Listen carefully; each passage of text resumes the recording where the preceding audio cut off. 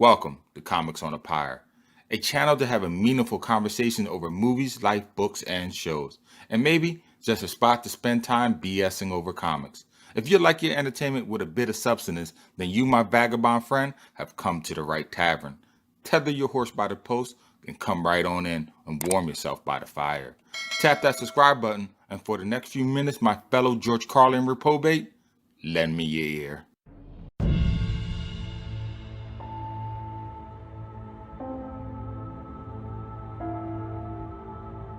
Tales to Astonish, issue 27, published in January 1962.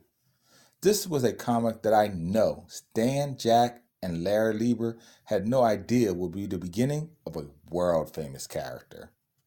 That this character would spawn several successors in its wake, and one day get a multiple comic series designated just for him. Nevertheless, its own big-budget, big-screen picture. Man, how big things come from little ideas, and even from unsuspecting places. Henry Jonathan Pym is the first Ant-Man, the original scientist that created the potion to shrink and another to grow back to normal size. Amazingly, while tiny, he still maintains the power of his full-grown self, able to knock out full-grown men with one punch in his shrunken state. How powerful and dangerous would that make an opponent if they could hurt you, but you could not see the attack coming? It would be no different if Hank Pym was invisible. He could do the same amount of harm to an enemy. If this ability was not enough, Dr. Pym would later gain the ability to communicate with ants, controlling them, making them subservient to his will.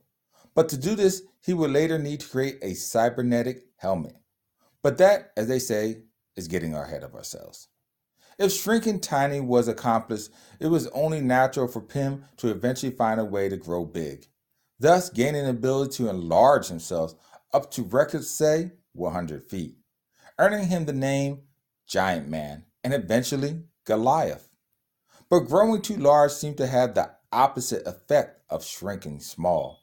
The larger he got, the more taxing it was for his body. It seems he became weaker in proportion to the amount he grew beyond 12 feet. But for now, in this story, he is but a lonely scientist who is written off by his peers as a hoax, a fraud, a huckster, and an impractical dreamer. But Pym sticks to his convictions, driven to study only the ideas, concepts, and theories that ignite the flames of his imagination, however impractical they may seem to his constituents. Matter of fact, it is here, alone in his lab, where Dr. Henry Jonathan Pym crosses the threshold of imagination and it makes it a reality. Like the invention of the telephone, the capture of sound on a record player, so does Dr. Pym make an astonishing leap in technology. The ability to take normal-sized object and shrink it down to its miniature exact duplicate of itself, only to enlarge it once again with an enlarging potion, counteracting the previous formula. The thoughts of the serum's applications in real world races through Pym's mind. The ability to reduce the size of foods, creating an abundance to end world starvation, dwindling the legions of soldiers to the size of a pinpoint, and so that they can all fit on one plane and be transferred whole armies to commute to other countries. The doctor is so excited he is anxious to begin testing on animate alive subjects, skipping procedures that any normal scientist would on lab rats and rabbits.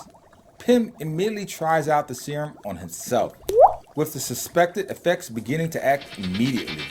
The only problem, though, is in his haste, Pym didn't take into consideration that the enlarging potion is on the lab's windowsill. Not a great height to reach for a normal-sized man, but to one the size of an insect that cannot fly, it might as well be on top of a mountain. In his panic, hysteria, for reasons beyond known to any sane man, Henry leaves the safe confines of his laboratory and ventures outside into the grassy unknown, an area where bees, snakes, and spiders dwell, always hunting and lurking for their next prey. But lucky for Pym, it is not a predator that finds this defenseless wanderer, but a colony of red ants. Quickly and with surprising precision, the horde of scarlet-hued insects swarm around the lost man, herding him towards the safe compounds of their catacombs. Unbeknownst to the tiny stranger, he thinks that he has outsmarted the colony. Imagine that, avoid a legion of ants by entering their million-plus inhabited burrows. In the tunnel, Hank runs on for what seems like hours, entering one tunnel only to come across another, each corridor indistinguishable from the other, until he unexpectedly plummets down into an unforeseen shaft, dropping what seems like miles, but in reality centimeters, into a soft, sticky amber goo that turns out to be honey. Now, in the beginning, I thought ants forage for their food, eating nuts, berries, dead carcasses, and even other insects. Fun fact, most insects won't eat leftover McDonald's food. In fact, they avoid it like the plague. So what's that tell you about what we're putting into our bodies? But it turns out that this bit of fact happens to be true. There is a colony of ants that make honey for subsistence. They are called honeypot ants. Their nests are found in a variety of arid and semi-arid environments. I first heard about these ants living in Australia. Aborigines dig them up and suck out the juice as a delicacy. Some species live in extremely hot deserts. Others reside in transitional habitats, and still other species can be found in woodlands, which are somewhat cool but still very dry for a large part of the year. But as always, I digress. Dr. Pym finds himself stuck in this molasses-like fluid and unable to move. The gooey substance coats his entire body, making every effort of motion a Herculean effort. Soon the golden viscous fluid will smother him, suffocating Pym, killing him, and forever snuffing out his scientific breakthrough from the rest of the world. On the fringes of the fluid, one scarlet ant sees him floundering about. In a perfunctory response, it hurries towards him. But what happens next may surprise you. But for you, viewer, to find out, well, you know what you're going to have to do. Find out this comic for yourself and read it. But before I close out this video, though, I would like to bring up a few points. Tales to Astonish is an anthology comic, meaning that it is a single issue that shares a multiple of stories in it. Stan Lee really seems to like these series of comics, as you, the viewer, will soon see in other videos that I will post. Anthology comics seem to be a good way to test the waters on readers' acceptance of new characters, whether they like them or not. Matter of fact, if it was not for anthology comics, hell, he might have never published Stan's most adoring character, the one who most is considered the flagship hero of Marvel. But to see who I mean, well, you're going to have to keep on watching my videos in the future to find out. Well, that's it for now. I think I've said enough.